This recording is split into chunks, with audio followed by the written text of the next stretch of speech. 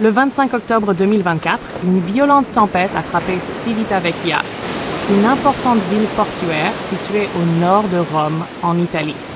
La tempête a apporté de fortes pluies, des éclairs puissants et des vents violents, entraînant une baisse significative des températures dans la région. Un total de 133 mm de pluie est tombé dans la ville, inondant les rues centrales, ce qui a conduit les pompiers à secourir les personnes en difficulté. Plusieurs personnes piégées sur la Via Aurelia, près de la jonction autoroutière de Civitavecchia Sud, ont été secourues.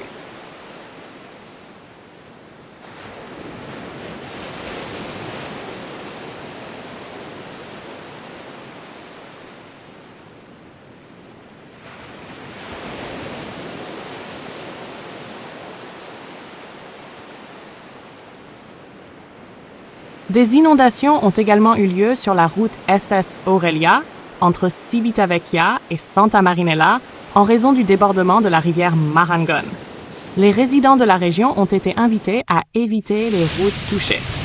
Au niveau régional, la gestion des urgences et la protection civile ont émis une alerte météorologique à partir du 25 octobre, qui durera entre 9 et 12 heures. Les prévisions indiquaient de fortes pluies dans les secteurs nord du Latium.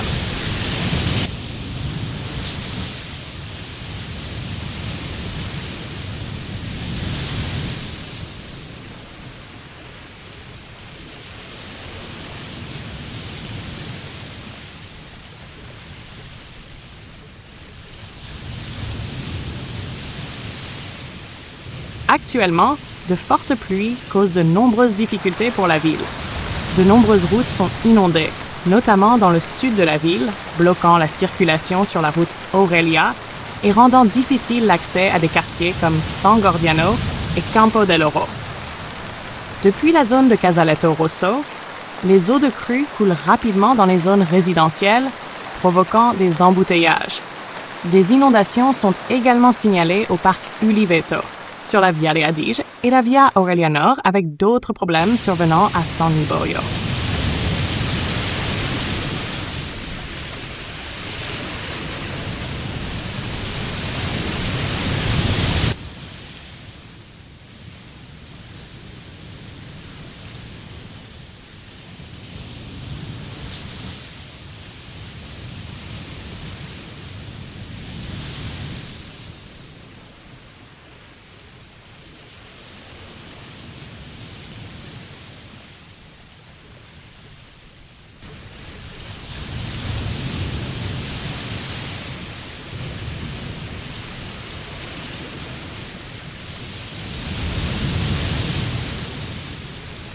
Les inondations ont également touché le parking derrière la gare. Les résidents ont été invités à déplacer leurs voitures uniquement si nécessaire, car le niveau d'eau élevé pourrait endommager les véhicules et provoquer des embouteillages. À la plage de Morgan, anciennement Sun Bay Park Hotel, de fortes pluies ont apporté des débris et un mur s'est effondré, affectant une partie de la chaussée. La police locale a dû fermer ce tronçon de route. Certaines maisons ont également été submergées, causant des dommages importants aux propriétaires. Vers 11 heures, le trafic ferroviaire sur la ligne FL5 passant par Civitavecchia a été suspendu en raison des dégâts causés par la tempête.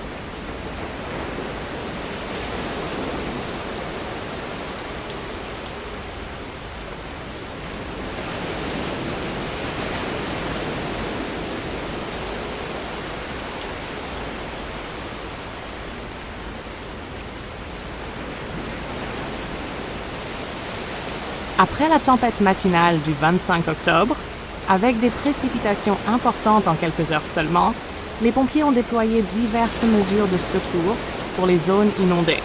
Des images et des vidéos partagées par les résidents locaux montraient une équipe de secours travaillant devant un centre de beauté inondé.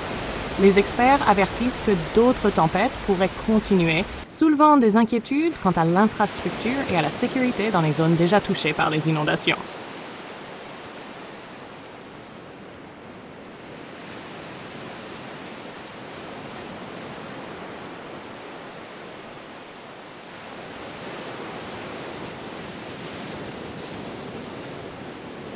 À Saint-Tropez, connu pour ses boutiques haut de gamme et sa clientèle aisée, les commerçants font face à des dommages inattendus.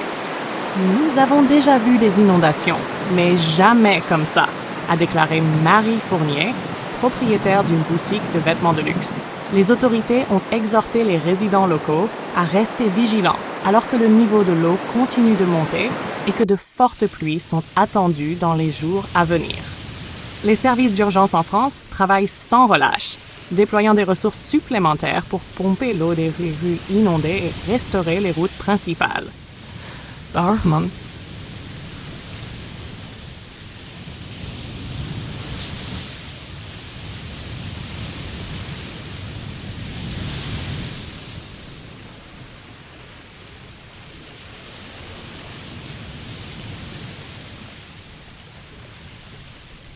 Plusieurs centres d'évacuation ont été mis en place dans la région du Var pour fournir un abri temporaire à ceux qui ont été contraints de quitter leur domicile en raison de la montée des eaux. Pendant ce temps, en Italie, les régions du Piémont et de la Toscane sont également fortement touchées, avec plusieurs routes fermées et des villages isolés. Les maires locaux ont émis des avertissements aux résidents pour qu'ils se préparent à d'autres évacuations et limitent leurs déplacements si nécessaire. Certaines écoles et entreprises non essentielles ont été fermées par précaution.